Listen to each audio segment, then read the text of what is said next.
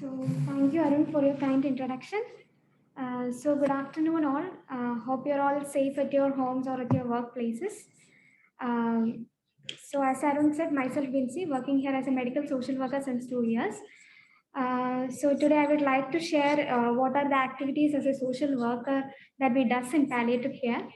So in the previous sessions, you might have concentrated more on the physical aspects like pain management, symptom management like that. So today we will be focusing more on the psychosocial aspects of care, which is as important as physical aspects. Starting with the definition of health, you're all familiar with the definition of health by WHO. That is, health is a state of complete physical, mental, and social well-being rather than the absence of disease or infirmity. So, in the very definition of health, it says that health is not only physical, but also mental and social.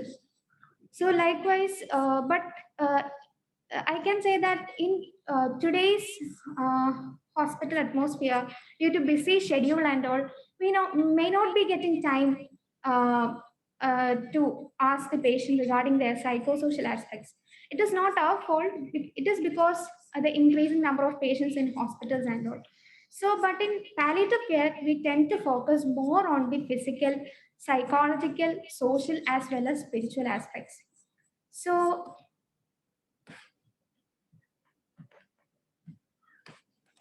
coming to the definition of palliative care by WHO, palliative care is an approach that improves the quality of life of patients and their families. That is, it is an approach that improves the quality of life of patients as well as their families. So, we not only focus on the patients but also their families facing problems associated with life threatening or life limiting illness. That is, we focus on patients with life threatening illness. That is, life threatening means that disease that threatens their life. For example, chronic illnesses like cancer or POAD, like that. Then, life limiting illness. That means a patient with spinal cord injury or a patient with paraplegia who are confined to the four walls of their house. So that is life threatening illness. So we will identify these patients by means of early identification and accurate assessment. We'll identify their problems and also we will prevent their suffering by means of early identification, and we'll be dealing more into their physical, psychological, social, as well as spiritual. So you might have previously heard about the definition of palliative care, and it is very well explained. So just refresh your memories. That's it. So hope you are clear about the concept of palliative care. Coming to the total pain. Actually, the term was introduced by Dame Cicely Saunders. She's one of the founder of modern hospice movement. So, as you all know, that pain is one of the most common and distressing symptoms of palliative care patients. So, we need to understand that not only physical suffering that can lead into pain, but also psychological, social, it may be sometimes spiritual suffering.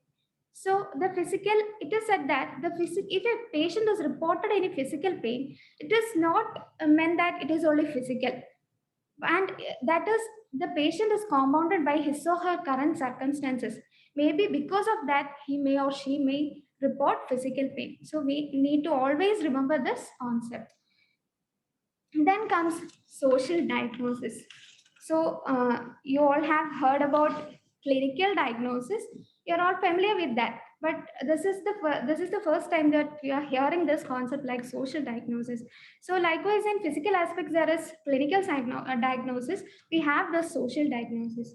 That is, in social diagnosis, we understand the psychological, biological, social, as well as environmental factors operating on the person in his situation.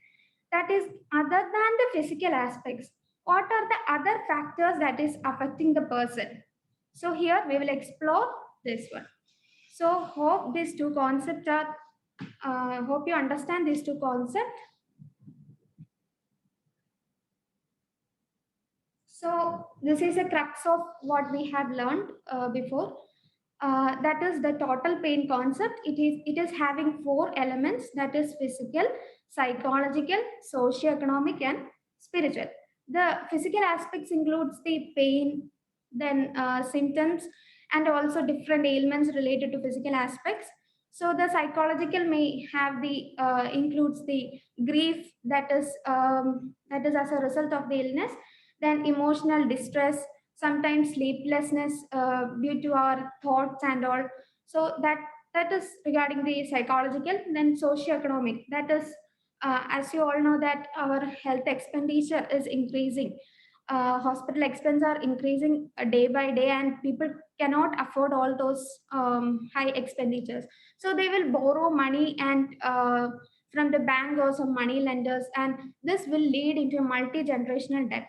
So this is one of the most common problems faced by many of our patients. That is so related to the socio-economic problems. That is, debt is one of the most common problems found in patients. So this can also lead into physical pain. So then comes to the spiritual aspects.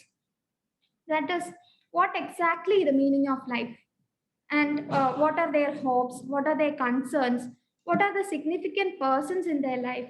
So that is all included in the spiritual aspects. That is, illness related suffering is much more than just physical distress. So you need to understand the concept. It is a very important concept in palliative care.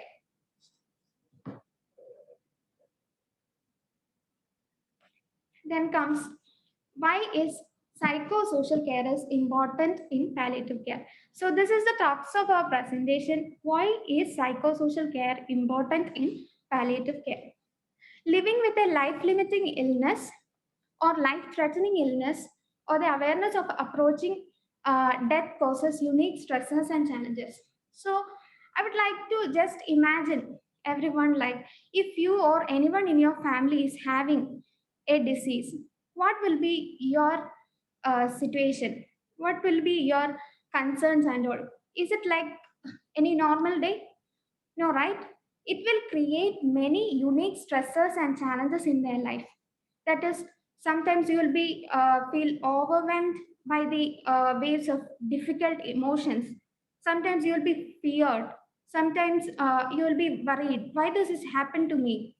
Then sadness. Sometimes you will dig into profound sadness. Sometimes you will be in despair. Sometimes you will be in grief. Why this all happened to me? I didn't done anything. Then why this all happening to me?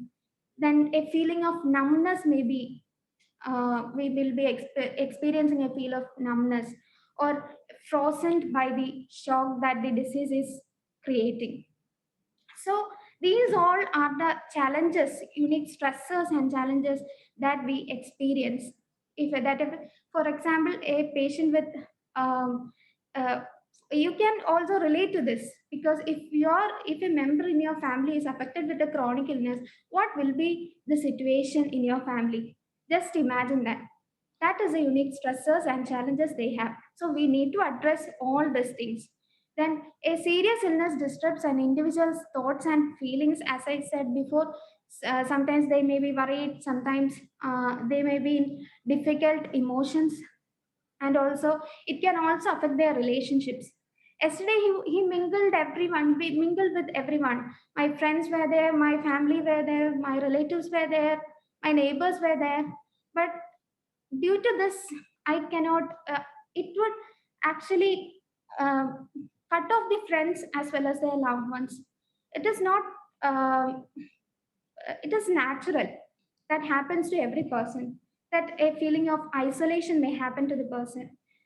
So that is, a serious illness can disrupt individual thoughts and feelings, its relationships, social and spiritual supports, its financial stability. As I said before, that is, they will borrow money from many people for meeting the treatment expenses and all, from the money lenders. There were many patients I have seen here that who have borrowed money from money lenders over many, I guess more than 20 lakhs, and currently there is no breadwinner for the family. What do they do? So that all problems are stuck into their mind, and this would result in a deep pain. It may not be always physical, but also it may be psychological, social, or spiritual. So we need to always remember the importance of psychosocial care. This is the reason why psychosocial care is more important in palliative care. Coming to the assessment. So it is an exploration process of gathering information about the person. So this is the primary role of a social worker, that is to do assessments. If a patient comes to palliative care, if a patient or a family comes to palliative care, we'll be doing an assessment. We'll be having an initial conversation with them, knowing about what is their insight regarding palliative care, why they came, and what are their concerns, what are their needs. Sometimes they may not be aware about all these facts. So it is our responsibility to explain them what is palliative care and what are the services that we provide, and also inquire about their concerns, what are their needs. So actually, we need to employ the skills of listening here. So in the communication sessions, you might have learned regarding the importance of listening skills. So we need to employ that skills uh, in this uh, in this area. So assessment plays an important role. It is an exploration process of gathering information about the person as well as his environment, and also the selection of goals and interventions depends largely on what is being assessed. Through right assessment only, we will be able to set the goals, and according to that only we will be able to uh, do interventions based on it. So our assessment is a basic thing that we does in palliative care. So it is an important process. So that's it. The aim of the assessment, as I said before, it is just pointed it. That is, the aim of assessment is to identify problem areas which results from illness and may influence the well-being of the patients as well as their families. So I would like to what share a story regarding a person. Here we had a patient in our inpatient settings who was very, he is only 39-year-old, and he had met with an accident 7 years before, a bike accident. After that, he had become a paraplegic patient. So he was confined to bed more than, I guess, 7 years, and his spouse was the primary caregiver. He was a very good electrician before the accident, and he was doing the all the activities of the house, that is taking care of the family, and he was the primary breadwinner of the family, and he's having two young children. So when they came into palliative care, he had severe UTI infections, frequent UTI infections. That was the major concern of him. In a month, 15 days he'll be in the hospital. Other 15 days will be there in the home. That was his condition. He was not able to spend quality time with his children too. So that was the main issue that he was facing. So after taking assessments, I understood that because of this physical suffering that lead into many multiple problems for him, that is, psychologically he had suicidal thoughts. Why I am living like this, even a burden to my spouse and children. So that was he was thinking. And also regarding the socioeconomic, he had taken more than about 20 lakhs rupees from the bank, and borrowed from many people. So there is no ray of hope in his mind, how I can sort out all these issues and all.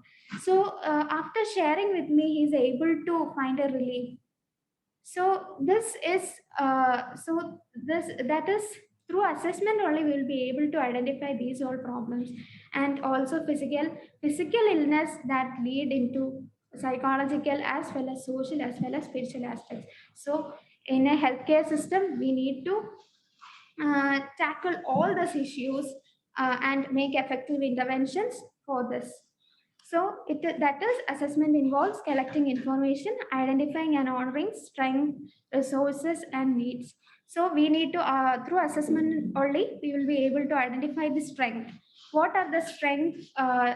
What are the strength that the person have or the family have? Maybe in this case, the primary caregiver, his spouse, is very strong social support.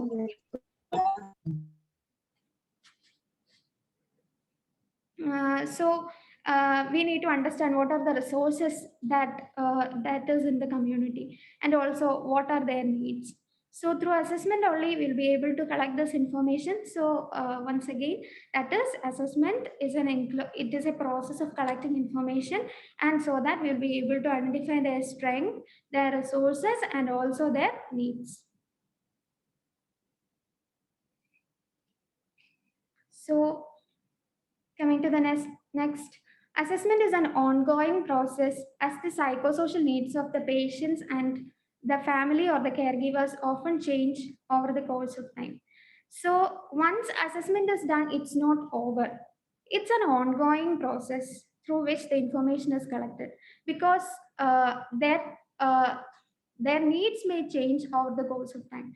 So an ongoing assessment is necessary for collecting information.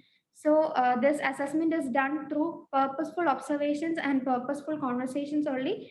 Through purposeful observation and purposeful conversations, we will be collecting the information. So assessment is an important process, and we are not using any questionnaire or any interview schedule for collecting information. So we need to employ the skills of purposeful observation and purposeful conversations.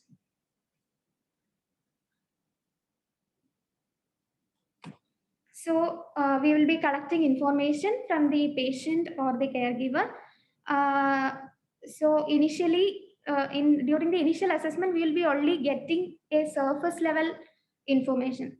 In the ongoing assessments only we'll be able to collect more information. Initially, we are a stranger for them actually. Even though we introduce them as a medical social worker, actually I'm a very stranger person for them.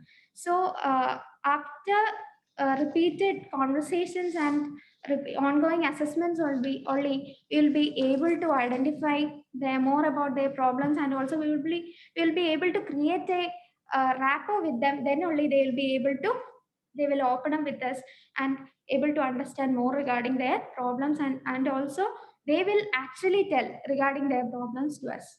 So the source of information is first patient or the caregiver. We'll be able to collect information. Then we use collateral source. That is, for examples, friends, relatives, or neighbors. So we'll collect information from their friends. They are well aware about the patient. So we'll be able to collect information from the friends, their relatives, or neighbors. Then we will also conduct home visits. Actually, this plays a major role, home visits. That is the backbone of us, because we'll be able to collect more information than like a phone call or more than a phone call, because through conducting home visits only we'll be able to identify what their real condition is, what is their living status, who all are in the family, and is there are they getting necessary food for them, and how is the transportation service is does transportation services are available here, likewise. So these two images are of a patient under our care. The second picture was the patient's house. That is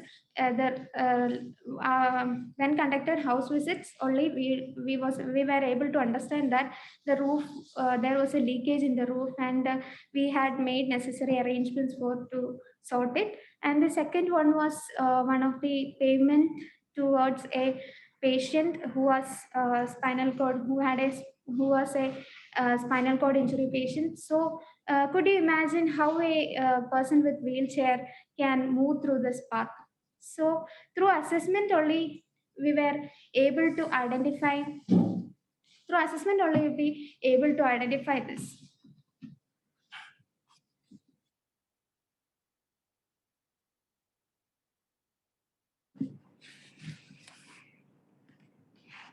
So here is a case study.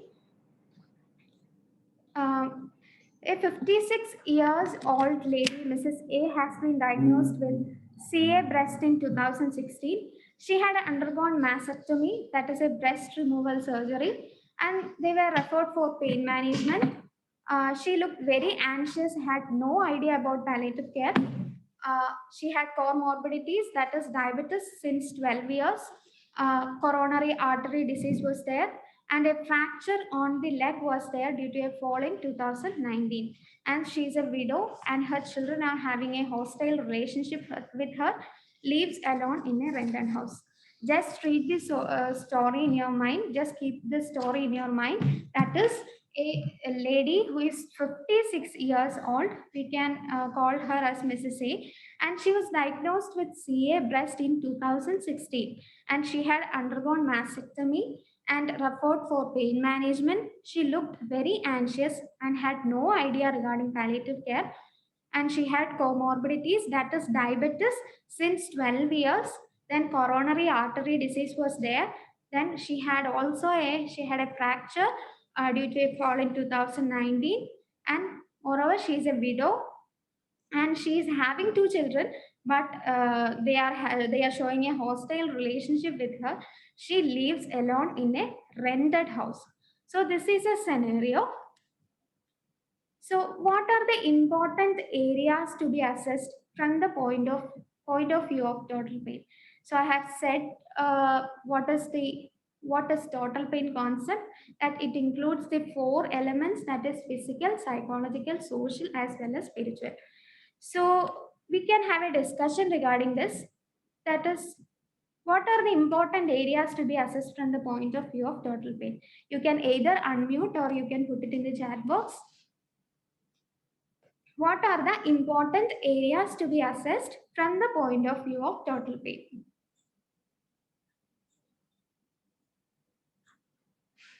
We have seen the four elements. Which are the four elements?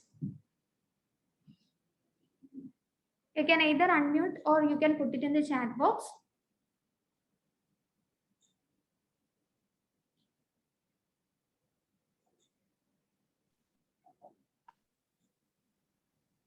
So I have seen no responses.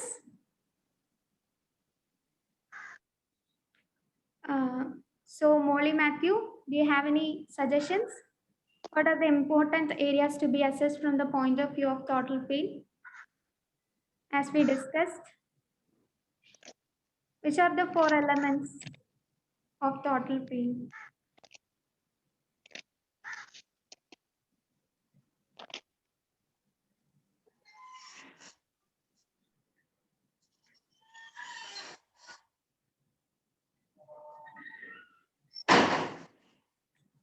Yes, Rip Canala.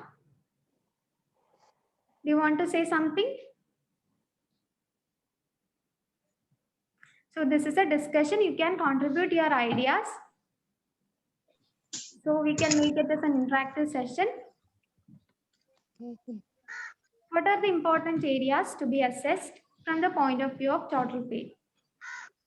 So suppose we have to assess the physical, psychological, social, spiritual, those are the main four areas we need to assess on. Yes, Shelby, you are right. That were the most four areas that we need to assess. Thank you, Shelby. So what might be the four physical issues of this person? Is already written here. What are the physical problems of this patients? Can someone volunteer and say? It is already written in the case study. What all are the physical issues of this physical issues of Mrs. A? I suppose the patient has already undergone the mastectomy, so that is one of the major issues. She had a surgery, so that is one of the physical problem. And then she had other histories like, CAD and fracture. That's also a physical cause for the pain. Yeah. So I believe those are the main physical areas, the mastectomy, the coronary artery disease, and then the fracture. And then I suppose the diabetes is also contributing to it as well. So those are the main physical areas, I think. Exactly, that you were right. And how about regarding the psychological? What may be the psychological issues that she is facing? Please just imagine a 56-year-old lady that is approaching to an elderly woman. Then, and also she is living alone and her children is not supportive. So what may be the psychological issues that she may be suffering from?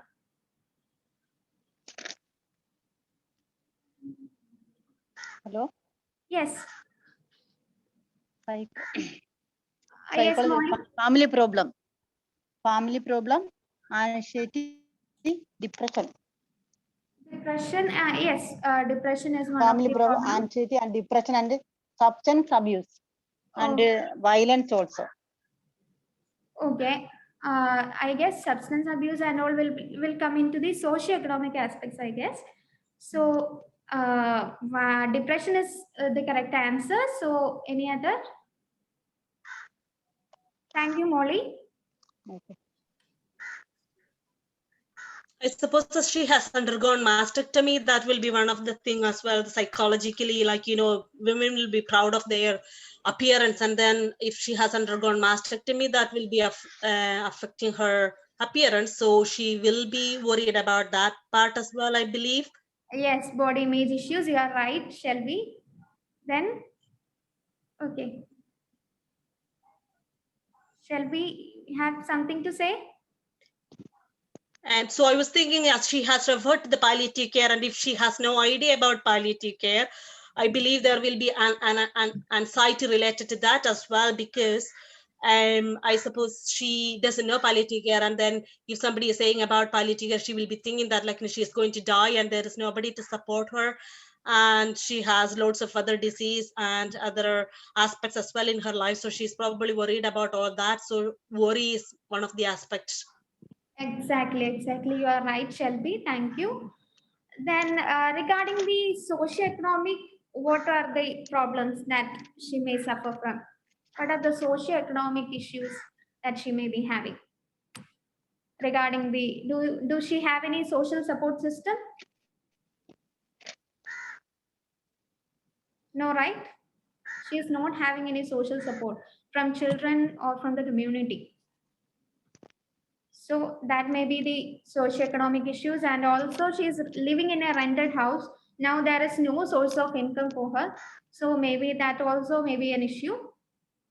So regarding the spiritual aspects, any comments do you have?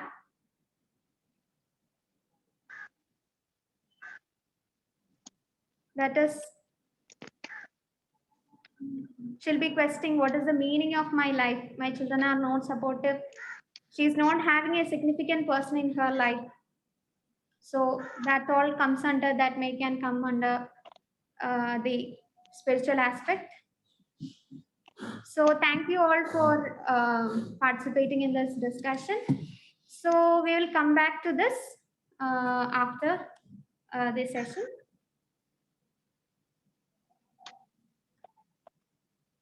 So I'll be telling how we are doing the assessments. So this is a standard format that we are using here. And so first we will be gathering information about a patient, or we'll be taking a patient overview. So today only he had become a patient. Yesterday he was a person. He had a family life or he had a school life. Then he had many friends and he had an occupation. He was studying something else. He had his education qualification was this, and who all are lived with him, like that. So we need to understand regarding this what the person was. So we need to get an idea regarding this what the person was. Then insight, that is insight regarding diagnosis, prognosis, and palliative care. That is whether the patient is aware about the diagnosis, that is about the disease. Then whether they are aware about the prognosis, that is what is the outcome of the disease. And regarding palliative care, many patients didn't know what is palliative care. So we need to have an idea regarding, we need to give an idea regarding what is palliative care and also what are the services that we provide. Regarding insight, one of the important terms that we need to remember is the term that is collusion. That is the process of shielding the information from the patient or the caregiver, that is known as collusion. It is an important concept in palliative care, that is collusion. So please do remember that concept. Then Sometimes the patient may be, that is, sometimes the patient may be telling to us that, please do not tell regarding my disease condition to my family. Sometimes reverse can happen. Sometimes the family may be telling that, please don't tell the patient regarding the illness. So these all conversations will happen. So we need to understand the concerns and do necessary interventions according to it. That is what the insight. Then coming to the family overview. In the family overview, we'll be gathering information more regarding the family dynamics, how the relationships will be, and what is the power dynamics exist in the family, and also what are the support system for the family, and is there any history of similar illness in the family, or is there any premorbid history regarding the illness or something. So in this family overview, we'll be collecting information regarding the family structure and how the relationships are like that. So in the family overview, there is an important concept called genogram. So it is a pictorial display of a person's family relationships. I will show you the genogram of Mrs. A that we have discussed before, the case that we have discussed before. So I'll explain each of the concept. That the square represents the male, and the circle, that is the circle, represents the female, and the cross symbol denotes that they are passed away. And these two lines denotes that they are married and they are having two children. That is, the elder one is male and the younger one is a female, and that is Mrs. A. That the striped line, the striped shows that that's a patient. So we usually symbolize the patient with the striped line. And she got married to Mr. A, and they have two children, that is Mr. C and Mr. D, Mrs. D. So they also got married, and the red line shows that there is a hostile relationship exists between Mrs. A and with the children. So they are not supportive. That is marked with red line, that is dotted lines.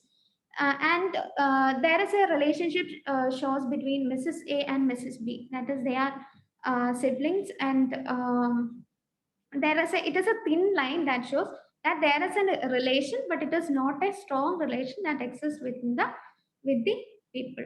So, is there any doubt regarding a genogram? So, actually, it is a pictorial display of a person's family relationships. So through genogram, we'll be able to identify how the relationships are in the family.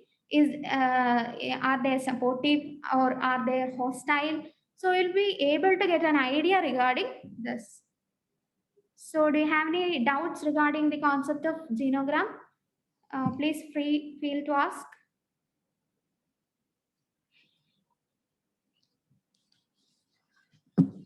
So I hope this concept is correct.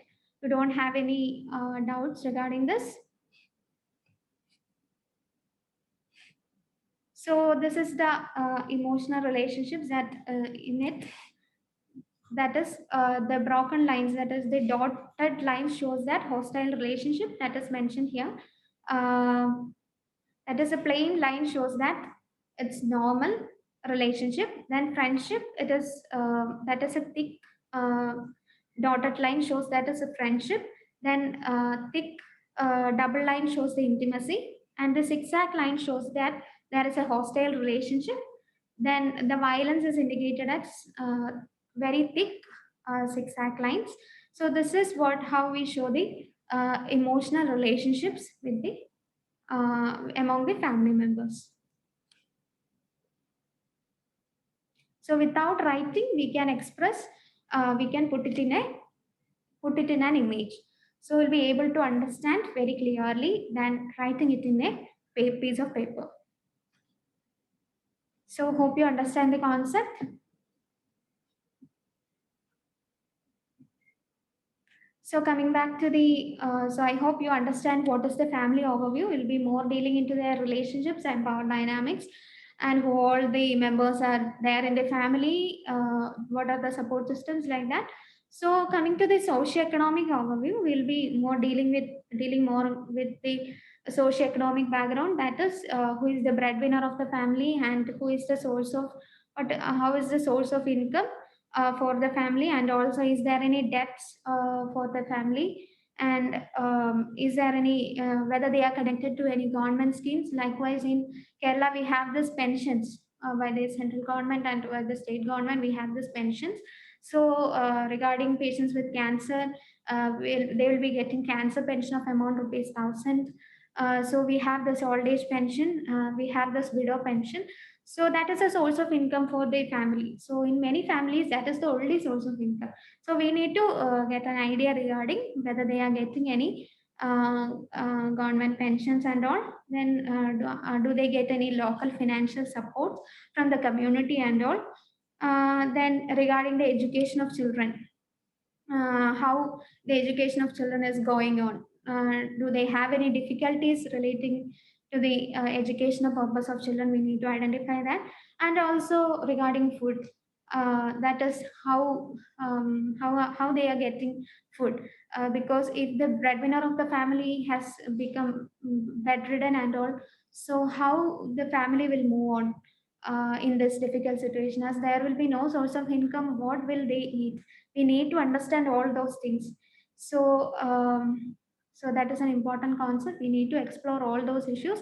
And also it is in Kerala we have this ration system, PDS, that is public distribution system. And we have this criteria like above poverty line and below poverty line categories. So for the below poverty line categories, government is giving rations that from the PDS. So that is per head they are giving 5 kg of rice, like that. So we need to get an idea regarding whether they are getting that or not. Or if they are not getting that, we need to, as a social workers, we need to facilitate them regarding that. So these are issues we need to identify regarding socio-economic overview. Then regarding the psychological overview, as I have explained before, that is it including the grief that they have. If a person is diagnosed with a particular illness, he or she may be in grief. Sometimes they couldn't what accept that situation, like that. So that can be one of the problem. Then what are the coping mechanisms? Sometimes some people are able to cope up with that situation, so we need to identify what are their coping mechanisms. And also emotional support, do they get any emotional support from the family or from their loved ones? We need to understand all these concepts. Then psychological distress that may result from the illness, so we need to understand all this concept. Do they have any sleeplessness difficulties, or sometimes they may fall into depression or anxiety disorders may happen. So we need to identify all these issues, and we can get connected them to the necessary resources. Then coming to the spiritual overview, actually it is a very broad concept, spiritual overview. So that is, they will explore what is the meaning of their life. So who is a significant person in my life? So my beliefs, what are their beliefs? I know a person that I said before, a 39-year-old male who met with an accident 7 years before.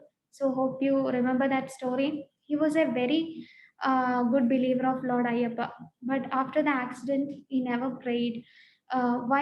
He's asking why I'm praying. This all issues happen to me. God is not there, like that. So likewise, their what their belief systems may be altered. So we need to identify all those issues, and do they have any wishes? And sometimes people in reaching to their end of life care may have many issues, many wishes. They may have many wishes. So we need to identify that concerns, and we can do it to make an happy ending for them. And also we need to explore the psychosexual overview. So this is not applicable in every cases. This is mostly we done in patients with paraplegia, that is patients with spinal cord injury. If in an assessment, if we understand that the patient is suffering from any any psychosexual issues, that we understood in an assessment, we can explore the psychosexual overview, that there is an assessment tool for that. So we can identify those issues. Sometimes a married person is more comfortable for them. So not only social worker, but also nurses are also involved in doing this in our setting. So these are the assessment criteria. This is the standard tool for assessment for us. So this areas we will explore in the assessment, and we will set the goals and do interventions according to it. So hope you understand the different aspects of assessment. So do you have any doubts? So I hope the concept is clear. And one thing I need to explain is regarding EcoMap. So it was developed by Anne Hartman, and it is a pictorial representation which helps to visualize social and personal relationship of individuals with the environment and with the larger society. Actually, it is a snapshot view of important interactions of family, patient family with other systems, that is maybe towards their group, extended family, individuals, organizations, associations, etc.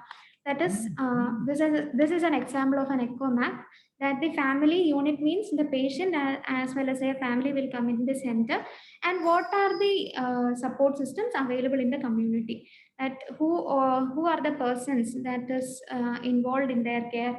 Sometimes neighbors may be supportive. Sometimes they may be getting adequate resources from government. So government systems may be very supportive. Sometimes religious organizations, they may be supportive in those cases. So in the case of Mrs. A, she need to pay the rent. So the nearby church was paying her an amount of rupees 1,000. So the religious organization was supportive in her case. And also regarding the friends, her friends were not supportive. She was not having any friends or something.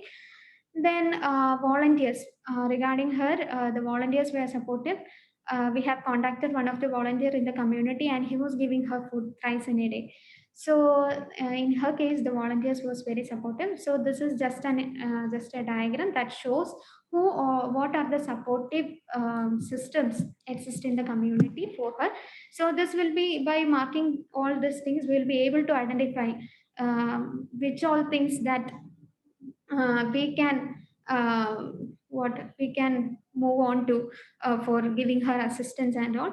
So this is an important concept that comes under the socio-economic overview.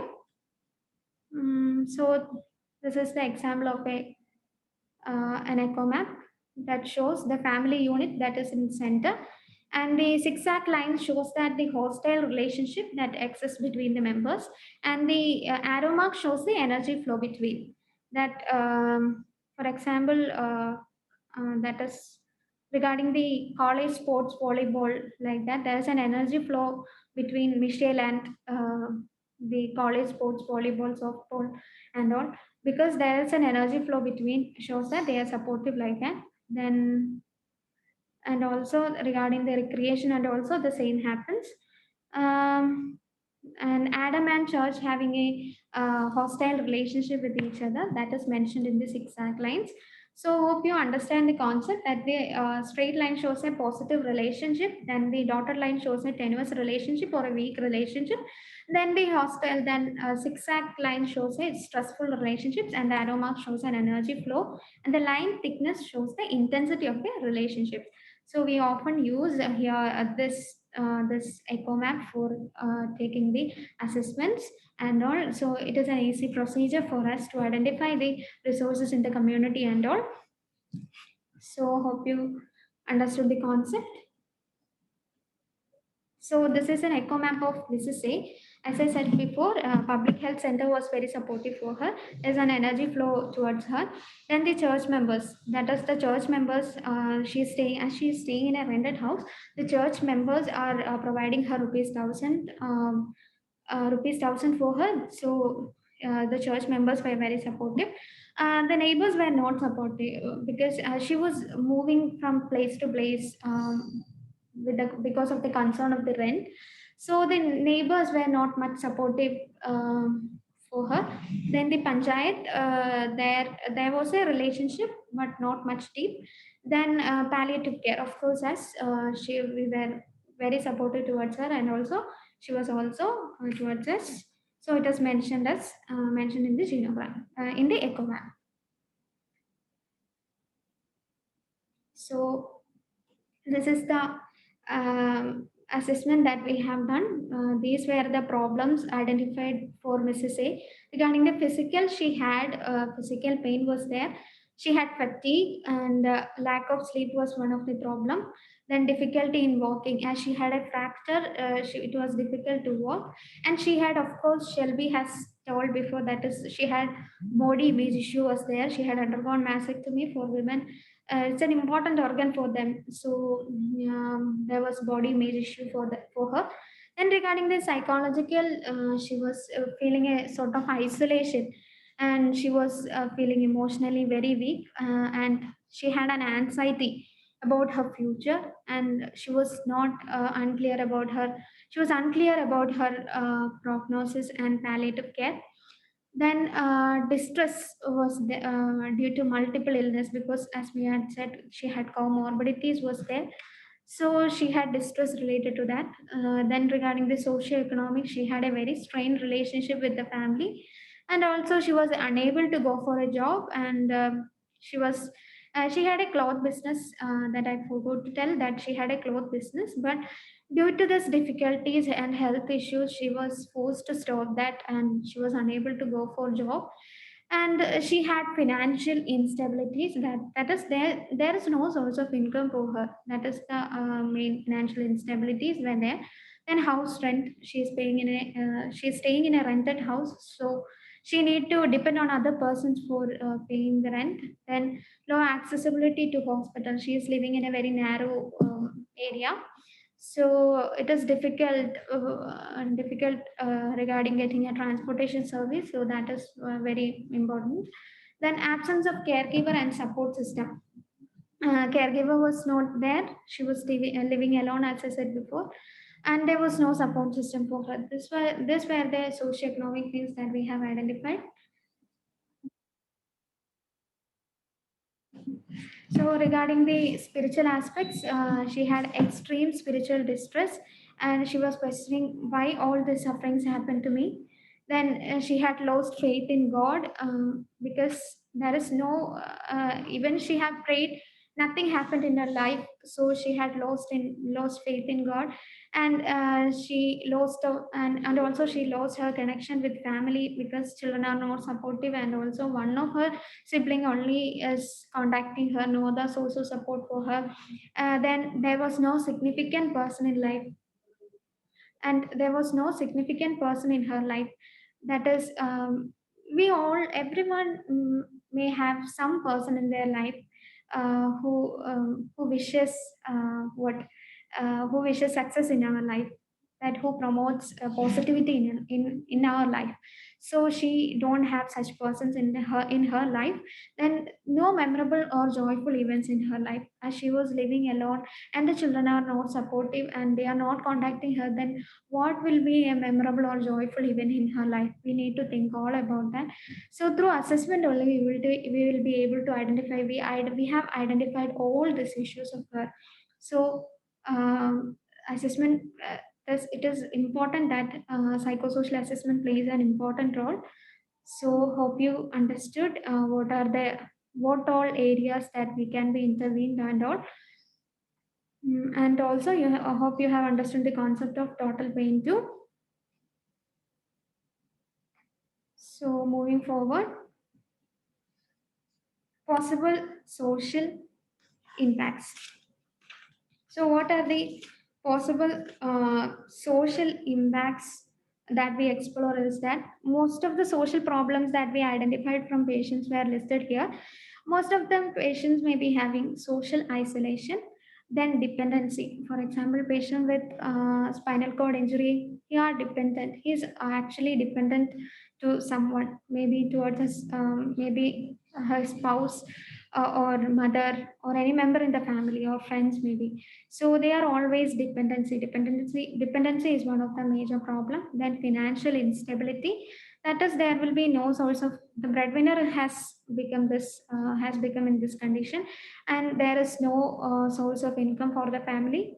So financial instabilities may happen. Then lack of social support. There may be no source of support for the family. That is one of the important social impacts that we identify. Then debts, as I said before, because of the hospital expenses, most people have spent their money borrowing money from the money lenders and from the banks. That will lead into a what multi-generational debt that repeating many times. That is the one of the important issues found here. Then loss of work, of course, and if the breadwinner of the family has become bedridden, then what will be the source of income for the family? Sometimes his spouse may not be much educated lady. So we all know that in our country it is difficult to find a job even if you are uneducated. So we need to understand that is one of their problem. Then interpersonal issues, that is interpersonal issues may that is common. Then inadequate facilities like shelter, water is not there. That include the inadequate facilities. So these all are regarding our life. So I may not be able. So I don't want to explain much more regarding. You can understand what are the problems that one can face.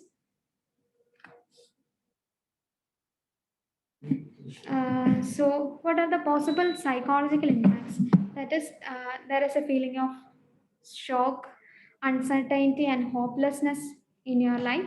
So, that is when if a patient is or a family will be aware about a disease condition, the first feeling that they have is a feeling of shock. Sure, if we are in their condition, sure, that is the first reaction we have. What Why me, like that questions may arise, and there will be an uncertainty and hopelessness. Nothing can work out, so it was so late, then what I will do?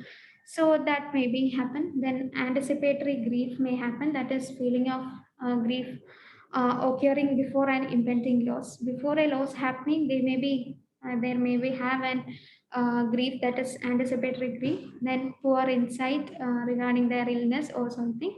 Then anxiety, they may have anxiety regarding.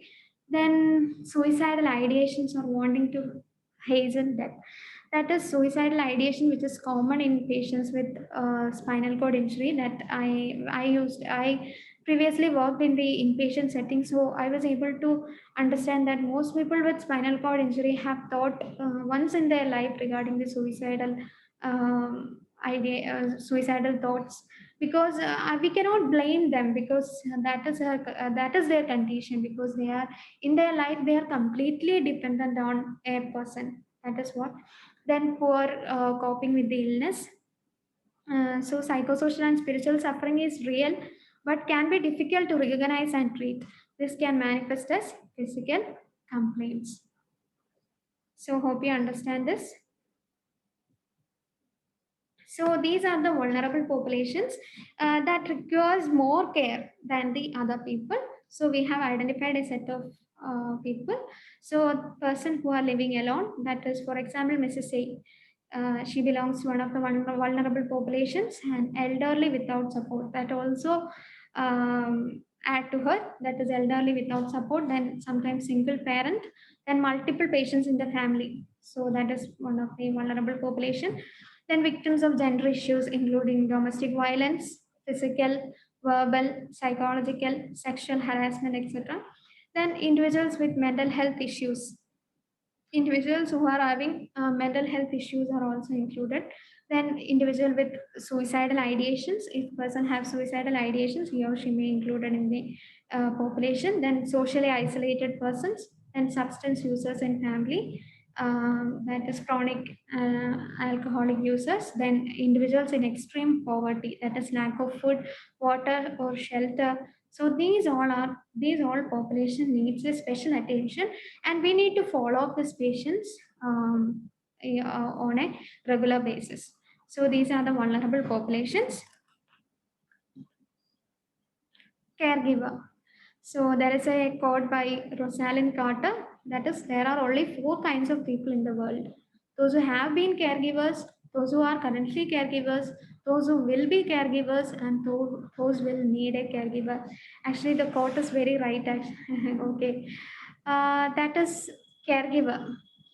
This is a common term that we hear in palliative care. That is, we need to respect those individuals, and we need to acknowledge their complex role, because they sacrifice their entire life for their loved one. So we need to respect those individuals. They are not just a bystander, so never dehumanize them by calling a bystander. Bystander is a person who stands next to the wholly stands next to the patient and does nothing. But a caregiver are persons who are taking care all the needs of the family or the patient. So we need to respect and never dehumanize them by calling them bystanders. So in hospitals, we often use the term bystander, I know, and sometimes we will call them as what the we will always call them as bystanders. So please keep avoid calling them bystanders. Please call them as caregivers. So dignity. So we have to ensure the dignity of every individuals.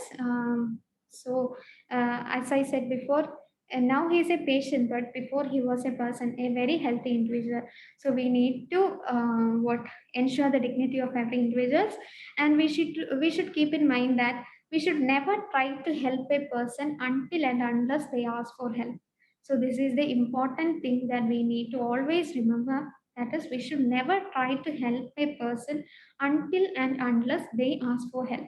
So, this is the important thing that we need to understand. So, we are conserving our dignity through our attitude, through our behavior, through our compassion, and through our dialogue. So, we need to always conserve the dignity in these 4 aspects. That is, through our attitude, we have to show the dignity, and through our behavior, we need to show our dignity, and through compassion and through our dialogues, we need to show our dignity. So you all might have learned this in the communication sessions, or in the will be learning in the coming sessions regarding the importance of dignity in palliative care. So this is more important.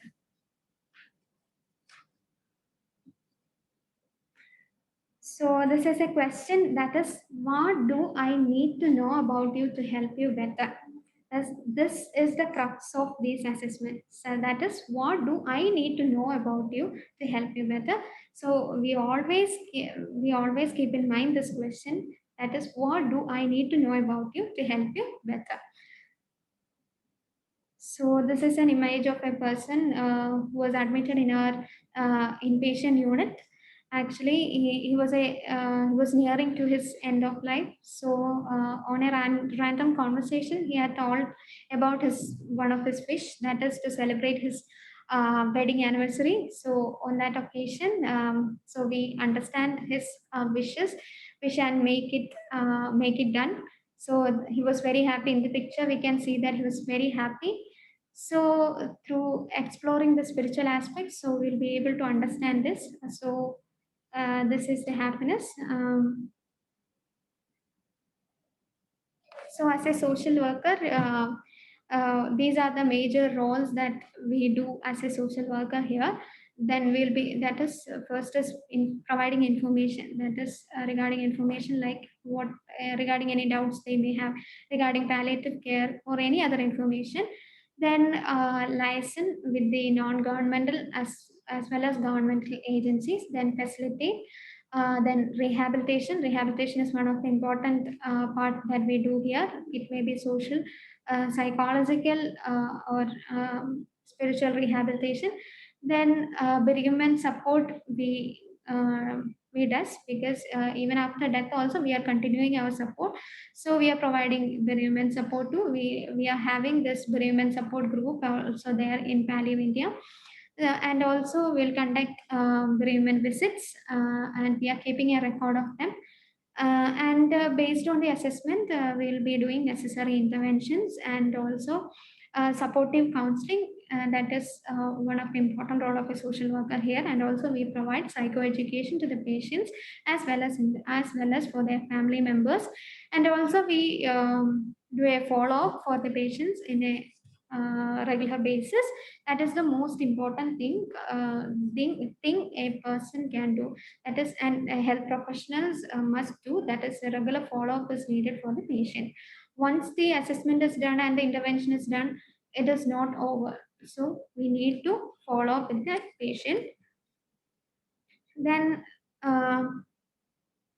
this is the image of image of a vocational rehabilitation that we have given to the patient.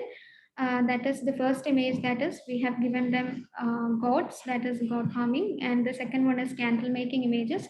The third image shows the we have given them a sewing machine, and the fourth image shows that he is making umbrella. That is, we have taught him to make a umbrella making. He is a patient with paraplegia and is started making umbrellas and is selling it. That is the source of income for him.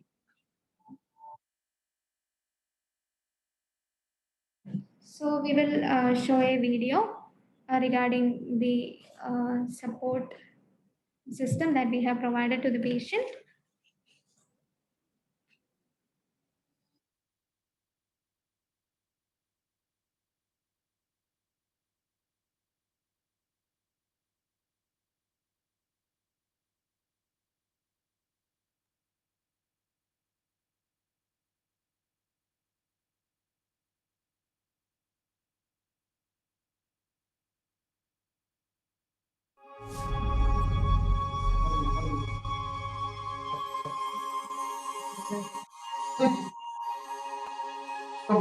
Today, we see around us many bedridden patients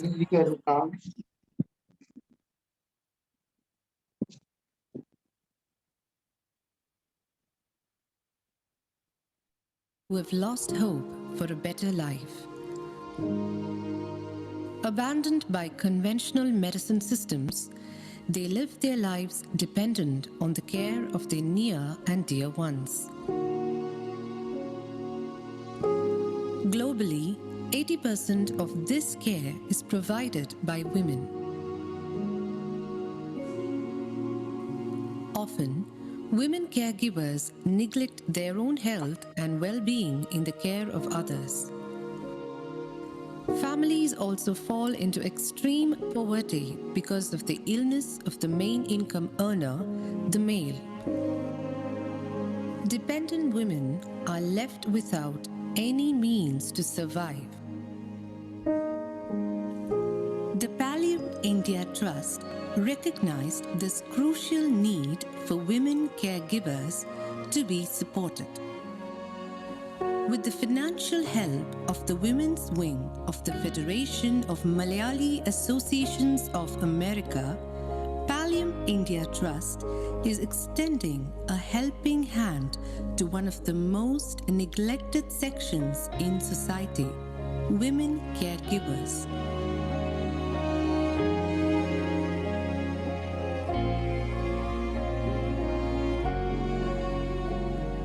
Shaila has faced misfortune upon misfortune. While her husband was stricken by cerebral vascular accident, she lost her 22-year-old son in a motorbike accident.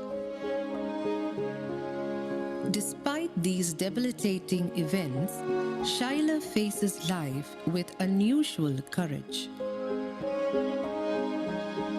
Once again, Pallium India reached out and is supporting Shaila to rebuild her life.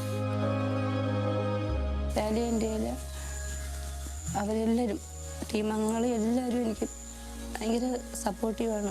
ശരിക്കും പറഞ്ഞാൽ ഞാൻ ഇന്ന് അങ്ങോട്ട് മുന്നോട്ട് പോണത് തന്നെ എനിക്ക് അവരെ സപ്പോർട്ടുള്ളത് കൊണ്ടാണ്. എല്ലാ രീതിയിലും എല്ലാവരും ഭയങ്കര ഇതാണ്. എല്ലാവരും എൻ്റെ അടുത്ത് പറഞ്ഞിട്ടുണ്ട്, ഏത് സമയത്ത് എന്തൊരു ഇത് വന്നാലും ഒരു കോൾ ചെയ്താൽ മതി, അപ്പം അവരെത്തുമെന്ന് പറഞ്ഞിട്ടുണ്ട്. അത് തന്നെയാണ് എൻ്റെ ജീവിതത്തിലെ പ്രതീക്ഷ.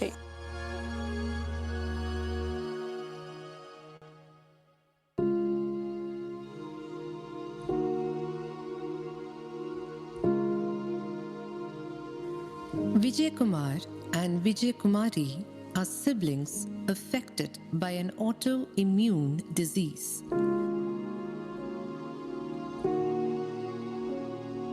Now, at 34 and 36 years, their only caregivers are their elderly parents.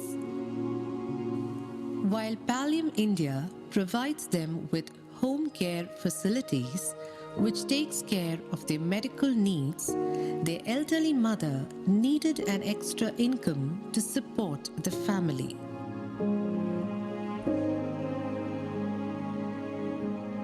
₹30,000 was given to Jainamma.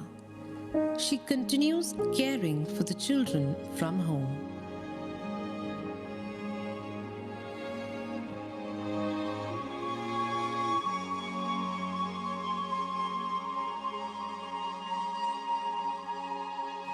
Rashmi has another story to tell.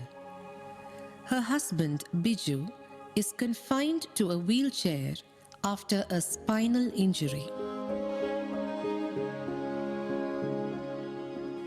Rashmi set up a small garment business with which she managed to run the household. But the huge costs of the medical treatment for Biju and subsequent deaths forced her to stop the business.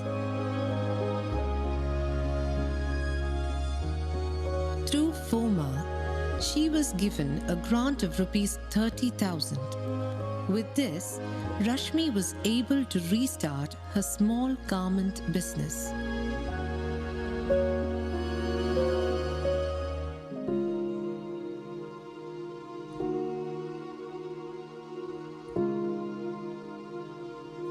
Loneliness and helplessness are one of the biggest challenges of old age. 60-year-old Sarojini Amma and her chronically ill 70-year-old husband are facing this problem. A small tea shop is her means of earning a livelihood. Pallium India, recognizing the need to help her with more vessels, etc., became the ray of hope in Sarojini Amma's life. We have just seen 4 stories among the many that the Pallium India Trust has affected through timely aid and care. These women devote their lives to others, but is there anyone to think of them?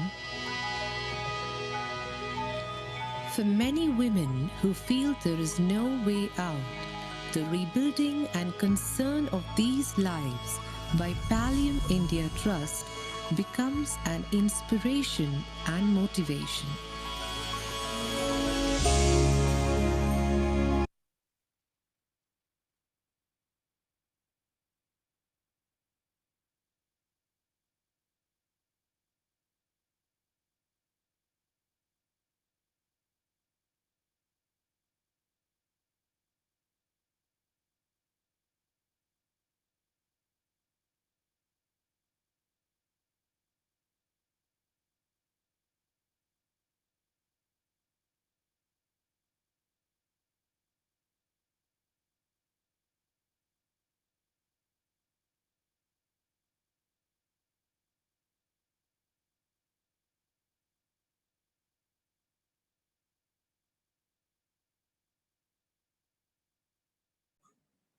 That is, who are unable to, who don't have any support for moving the educational purposes.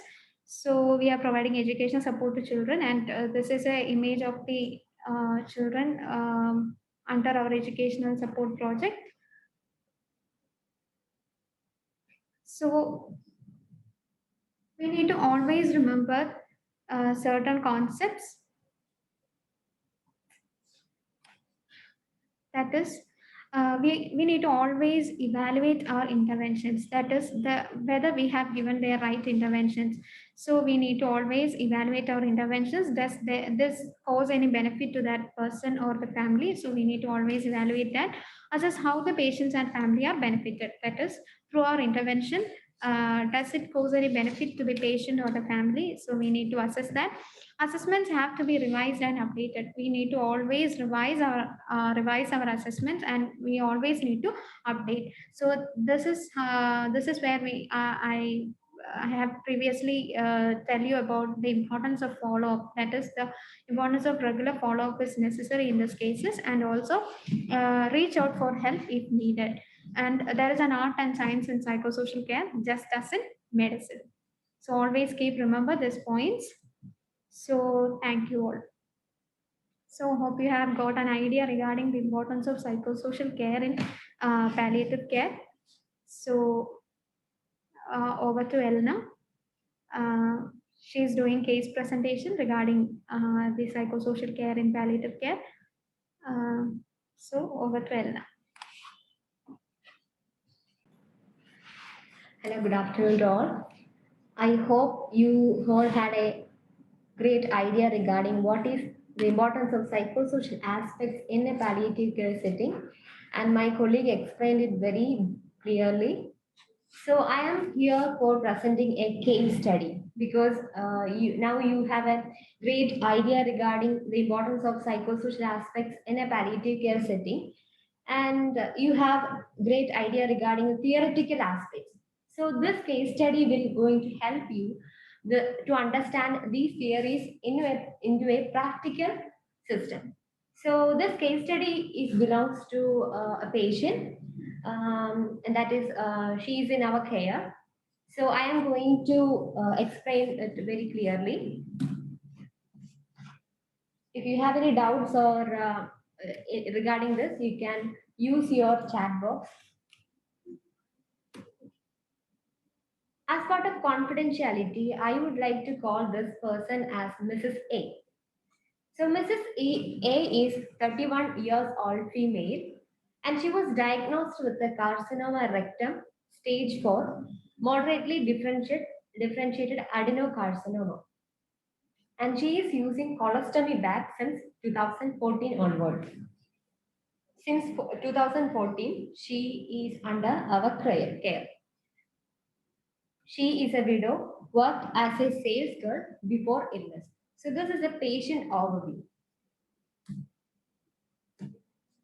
So you know about what is the insight. My friend Binsi had already explained the how we can take a psychosocial assessment very clearly. So these all points are included in that system. So this is insight. So patient Mrs. A, she has insight on her diagnosis, but there is collusion positive on her prognosis. But she is completely aware about palliative care. You can see the family structure and the relationship between patient A and with her relatives. You can see through the lines and the legends, it is very clear the relationship status of Mrs. A in her family. So this genogram will be a great help for planning a better care plan for Mrs. A. And you can see the zigzag lines and the thickened line, break line. So it clearly depicts the conflict or the normal kind or the thick relationship between the family members.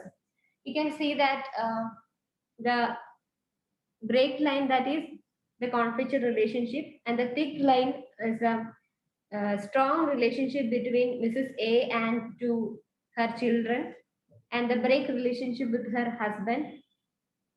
So this is clearly depicts the idea of her relationship with her family members. So in this, we can see that the relationship was very poor, except with her son, with her 2 children, and her parents. Other than that, there is no supporting system in her family. So next we can go to the family overview of Mrs. A. As I already said, Mrs. A is a widow. Her husband died few months ago due to Crohn's disease. And they have 2 children. The elder son is 11 years old and younger son is 8 years old. They are suffering with from epilepsy and nephritis respectively. And they lost all family support as their marriage was against the will of family. Uh, so this is a family overview of Mrs. A. We can see that there is a poor supportive system in her family, and there is lot of tragedies haunted her, like loss of her husband, and there is no supportive system in the family, and the continuous diseases, not only uh, her own diseases, her children are also under different kinds of diseases. So there are a lot of miseries inside the family. So you can see the eco map. As my friend already said, that eco map is a pictorial representation of a family's relationship to the support system outside the family, like the neighborhood, church, and the public systems, anything. So here you can see that the family supportive system is very poor when it comes to neighborhood relationship and panchayat, and you can see that. But in the case of palliative care, church, and RCC, you can see that there is a good relationship. The energy flow is happening to both sides. So next we can go to socio-economic overview. This is particularly the case of Mrs. A. So socio-economic status, no doubt, is a poor background, living in a rented house, no source of regular income. So as I already told, like her husband died, and she lost her job due to her illness. Two of her children are under different kinds of diseases, no support system. So there is no regular source of income. And she is under BPL ration card, availing cancer pension and widow pension. That is the only source of income. And they have debt of rupees 25,000 and lack of social support. This is an overview of her socio-economic background. Then we comes to psychological overview. We can see that she is undergoing through a great level of grieving stage, and a lot of psychological distress is happening, and she had a suicide ideation, anxiety regarding children about their future education, anything, everything, and their disease, and lack of motherly affection, and isolation from the family, marital issues. So there are a lot of psychological problems we can see in the situation of case Mrs. A. And you can see a girl is identified a kind of disease, carcinoma in rectum at the age of 24. As Mrs. Shelby ma'am already told, like there is a body image issue. So that kind of problems we can be able to identify in Mrs. A's case. So, okay. So we able to understand these kinds of important aspects only after the understanding of a proper psychosocial assessment. So that is not a one-time process. Those things we able to understand after lot of discussions happen. So next we can go to the we can consider all those parameters under total pain, and physical, psychological, social, spiritual. Mrs. A is undergo through these kinds of problems. In physical, she was unclear about her prognosis and discomfort due to the continuous use of colostomy bag, physical pain, body image issue. These all are problems comes under physical pain. Next, we can go to the socioeconomic.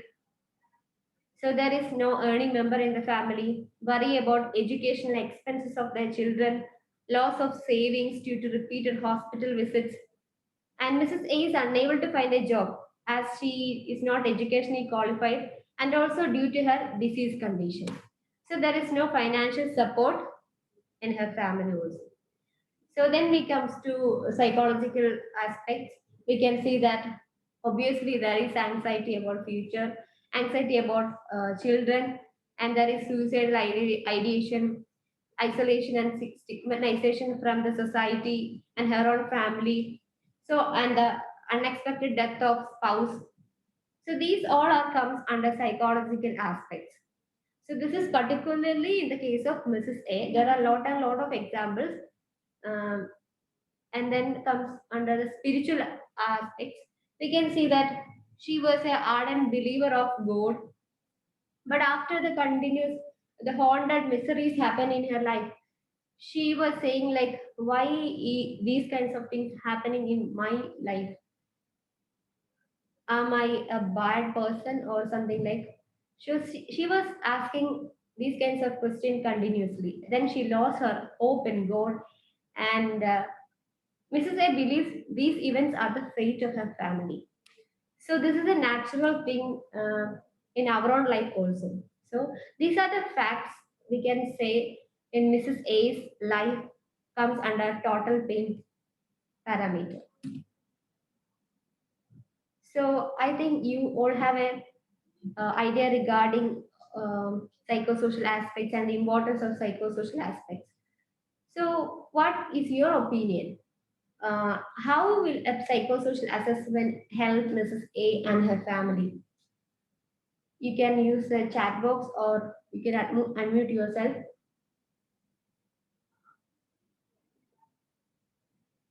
How will a psychosocial assessment help Mrs. A and her family?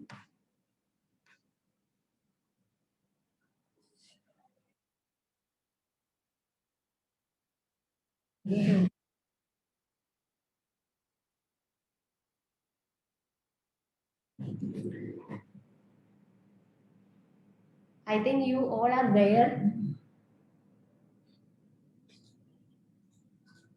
How will a psychosocial assessment help Mrs. A and her family? It's very clear. My friend already explained very clearly. Anybody can answer, or you can use the chat box.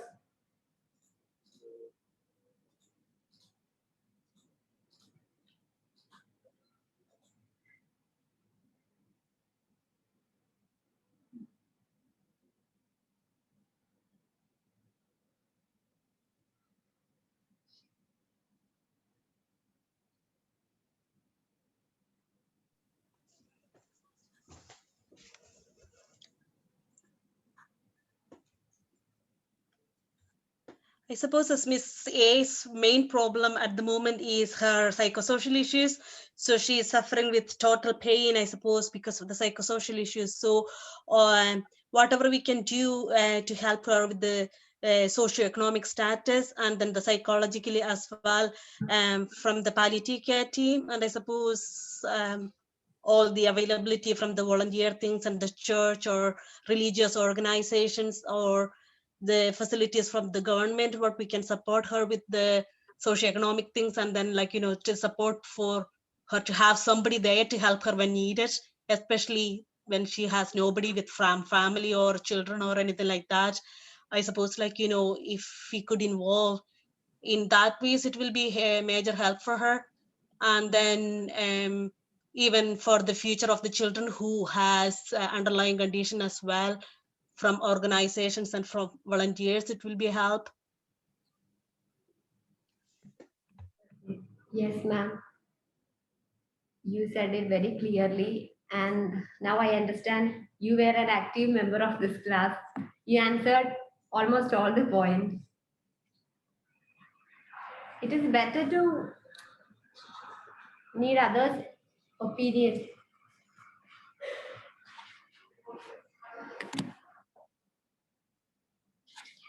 Time is running. If we do not have any answers, we can move to next point. What interventions can help Mrs. A and her family?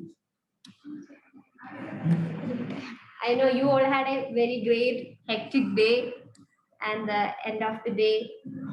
So, yeah, I want to.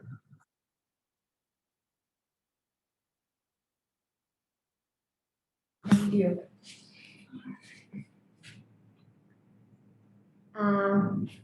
I want everyone's participation in this discussion part. So can I ask someone like, Lovely ma'am, do you have any idea regarding this?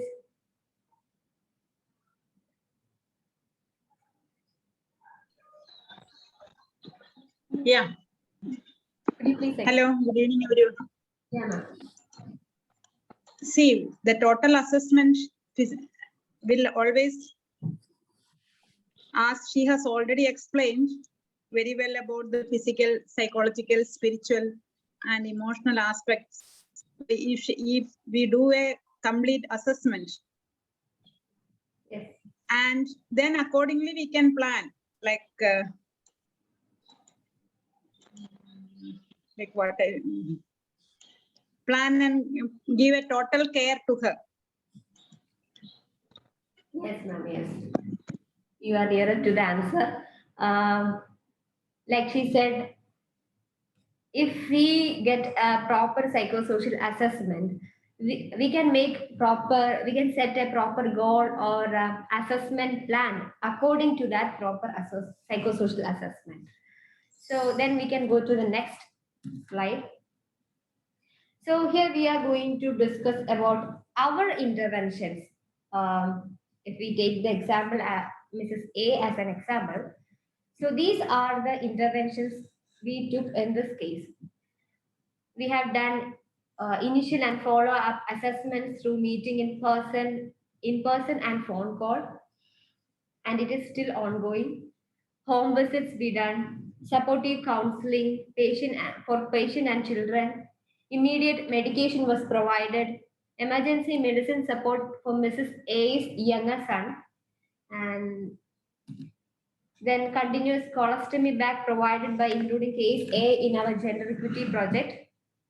Food kit, we are providing monthly food kit for her family, as there is no proper income source in the family, and educational support for both children. And at last, we support her by including her in the vocational rehabilitation project. And so then we have a bereavement support group, and we included Mrs. A in that bereavement support group. And medical support for younger son, mobilized volunteer support to provide financial support, then traveling. So these are the major interventions we have taken in this case, and it is still ongoing. So this all things we are done in the Mrs. A's case. This is just an example. Then a lot of things happening in palliative care, especially in Pallium India, for make sure better treatment for these kinds of people. So with that, I would like to end this case presentation. If you have any doubt or discussion, you can use this time for this.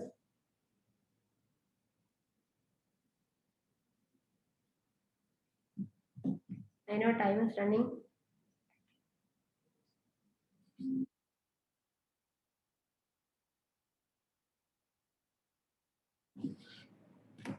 There is nothing we can conclude. Thank you for everyone's participation and for your kind responses. Thank you so much.